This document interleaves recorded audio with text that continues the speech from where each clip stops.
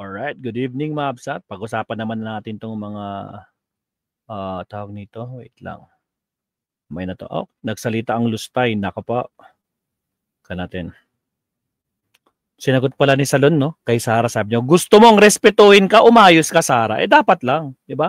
Kapag leader ka ng isang bansa, there is a certain decorum that they should follow. I believe respect begets respect. Correct. Sabi nga ni House Assistant Majority Leader Ernesto Enriquez kay Sara Duterte. Umayos ka kasi, Sara. Di ba? Eh, paano kasi, pupunta-punta ka lang sa ibang bansa, di ba? Pakyut ka lang ng pakyut, di ba? Tapos sisirain mo ang gobyerno. Sasabihin mo pa yung, ano yan, yung San Juanico Bridge, eh, hindi tourist spot, putragis ka.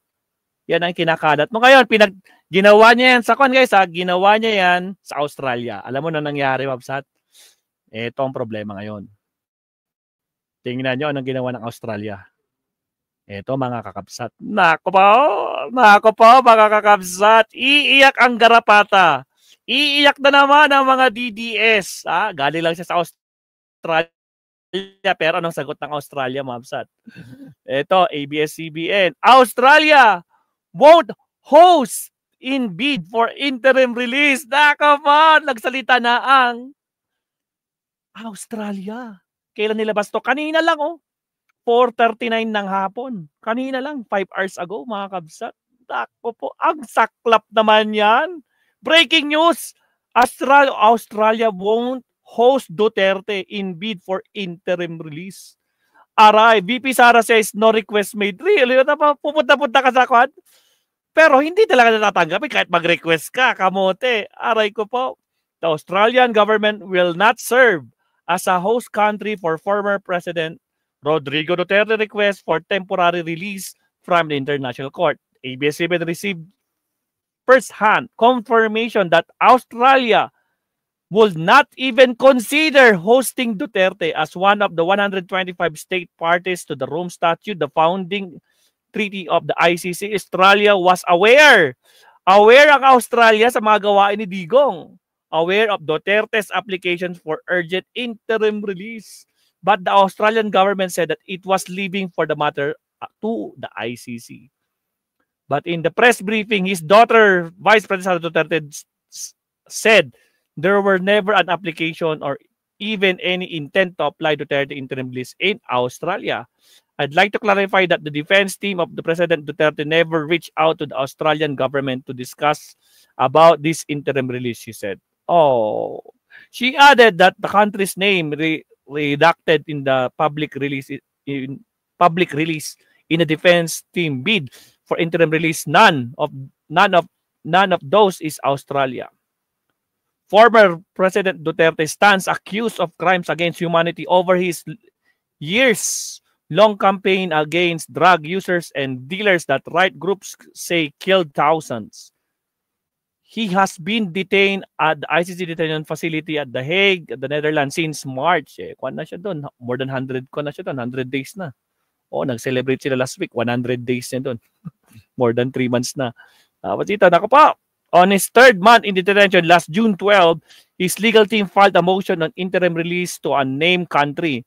In filing posting to the court's website, defense lawyer said that it involves country had expressed its principled agreement to receive Mr. Duterte onto its territory.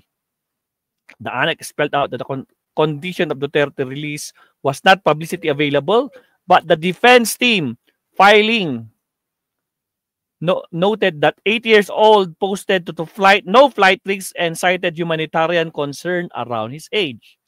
The defense team also argued that Duterte is not a threat to the proceedings nor the victims since he no longer holds the same positions he held when he alleged crimes were committed. Melbourne trip unrelated to interim release bid. During the trip of Melbourne early this month, the ex-leader, Dr. VP Sara Duterte, denied that she was arranging his father interim release. Di ba? Naku, mahaba pa pala to, no? Pero in short, mabsat, nako, masama sa loob to. Ayaw tanggapin ng Australia. Agoy, ang saklap naman yan. Meron pa yung isang bansa Anong bansa na ba yun? Meron pa yung isa Mga kabsat, anong bansa pa yon? Aside from Australia, meron Meron pa nagkuhan eh. Anong bansa na yon, mga kabsat? Anong bansa? Alam nyo. Parang nabanggit nyo kanina. Alam, magko-cross up pa ako. Ang dami na nun. Anong bansa pa? Aside from Australia? Belgium? Belgium? Check ko nga. Belgium. Interim release. Duterte. May statement bang Belgium? Australia has officially declined crimes, but the government considering crimes. Attorney Conti early was asked to request for interim release. Historically, ICC. Sure kayo? Belgium? Ba't walang lumalabas? Belgium ba? Mukhang kaya nanliligaw si Sara Anay na humahanap ng tatanggap kay Dig. Wala pa Puyet, may utang na nakakapaw. Maestro Paul, Belgium po nag-declare na. Belgium. Anong title niyan? Belgium. Belgium Duterte. Kailangan Duterte interim release. Kailangan. Wait lang. Oh, ito na. Pakita ko rin sa inyo, Absat. Ito, pakita ko rin sa inyo, syempre. O, ito, nakita ko na. Salamat po. O, ito, pati pala Belgium, mga kabsat. Aray ko, saklap naman nito. Ang sakit nito. Walang gustong tumanggap kay Digong. Ayaw nilang madamay. Diba? Belgium has declined 1 hour ago. Declined to serve as a host or third country for the interim release of former President Rodrigo Duterte, according to ICC Assistant Counsel Cristina Conti. There is no country on record that has accepted to be willing as a host as a third country in the interim release of the former president, and Belgium declined it. Conti said, aray ko po, ang saklap naman yan. Naku po. Oh, ano sabi? Belgium rejects role as host country for Duterte's interim release. Grabe naman yan. Napaka-harsh naman yan. Ang sakit naman yan, nakakabsat. Ay, grabe. Mga kabsat, grabe naman. Naku po, mga kakabsat. Ang saklap nito. Walang gustong tumanggap kay Digong. Bakit? Ano kinakatukutan nila? Dito, sabi pa dito. Belgium must decline to serve as a host third country for the interim release of former President Duterte, Council to International Council, Attorney Consider. May link ba? Baka may kanto. Meron siyang articles. Ayun, may articles. Puntahan natin yung articles. So, Daily Tribune Mabsat articles. Ayan. Belgium rejects Rudy's request for interim release. Aray ko po. Ang saklap naman yan. Naku po. Bakit naharangan tayo dito? Sabi ni Nelson Alcobar ng Daily Tribune. Belgium has declined to serve as host or third country for the interim release of former Rodrigo Duterte, according to Assistant Counsel to the International Criminal Court, Attorney Cristina Conti. There is no country on the record has been accepted to be willing to host as third country in the interim release of the former president, and Belgium declined it. Conti said during the weekly and agenda media forum at Club Filipino in Green Hills, San Juan City. Kanina lang talaga. Friday.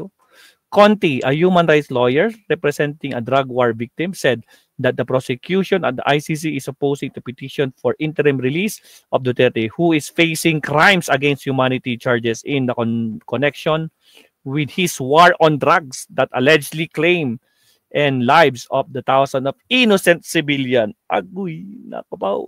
She also noted that this is the first time in a Filipino has been detained at the ICC of the Duterte, and that Duterte is also the first Asian leader charged with alleged crimes against humanity. According to her, most of the detainees in the ICC are Africans, and Duterte's is the first Asian detainee. Conti shared that she already visited the ICC but not yet seen the detention facility. It is not a hotel, but it looks like bread and breakfast hotel, and the food was cold, such a cheese sandwich. The detainees there have access on the gymnasium, library, and internet, but with security check. May gymnasium pa sila. Pwede mag-exercise si tatay doon. Pwede magbasa-basa doon, di ba? Pag internet pa, oh, really? Adi nag-chat sila o nag-video call sila ni Kuan. Sino yon? Ni girlfriend number 1, girlfriend number 2, girlfriend number 3. Possible kasi may internet, oh. Oh, ay wow! Naka po, malay natin, di ba? But with security check. The detainees can submit a grocery list that they can cook their own food, but with security check. Conte also said that there are no available funds or trust funds that defray the cost of airfare for the victims who would testify in the trial of the case at the ICC, adding that up to 200 minutes per month can be used to communicate with the detainee's lawyer. Oh, ako mahaba pa pala ito. So, yun lang babsat, no? It's not new that the interim release I sought before that the ICC, which can be granted if there's no flight risk. However, the ICC early on this issue arrest warrant of Duterte on the grounds of flight risk. Conte also shared that the ICC already granted interim release to some detainees with light offense. Light offense lang, pero pag crimes against humanity, very hindi siya light. Nako po. Basta, alam niyo na 'yon, mabigat, 'di ba? Sobrang bigat. Humanity, sangkatauhan. Nako po. 'di ba? Nako, she however pointed out that the interim release can be granted on a case-to-case basis, such as hospital arrest, and that the minimum standards in a 3-meter by 3-meter detention cell based on Mandela's standard. Mahaba pa itong upset, pero wag na naikon yan. So, yan na. Naku po, ang saklap naman yon, di ba? Rani Sierra, walang gustong tumanggap. Ayaw ng Australia, ayaw ng Belgium. Baka sa China pwede. Ay, kaso hindi naman member ng ICC ang China. Paano yan? Paano yan? So, better luck next time na lang ulit, no? Nakapaw. Ito. Puntan nga natin si Kan. May video ko dito ni Attorney Conti. Natin Ito, share ko yung ni Attorney Conti. Hey, wait.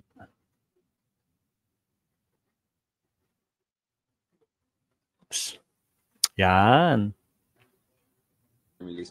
So it looks like things may have backfired because the defense team jumped the gun, to put it mildly. Yeah, not only jumped the gun, but lied about it. So right. maybe they will say, well, we're just not very particular about it. But I mean, for them to say, oh, the prosecution has confirmed it's done and dusted non-opposition, na. Parang areglado na. But then now they say, no, actually, we had discussions, but no agreements. So if I were the defense, I would be so cautious right now as to what I will say, because I mean, this kind of quote-unquote disinformation would not fly in front of the ICC. Could backfire even. And definitely, it has backfired already, because now, if there were talks initially, I don't see how they could proceed any further. Na, baka pag nag-usap na naman tayo, iti-twist nila yan. babaliktarin nyo na naman ako. Ayaw na nang ganyan, wag na. Baka, in fact, at this point, there could be no talks at all for interim release, even to this particular country that the prosecutor has recommended. So there were supposed to be some sort of a confidential or some sort of...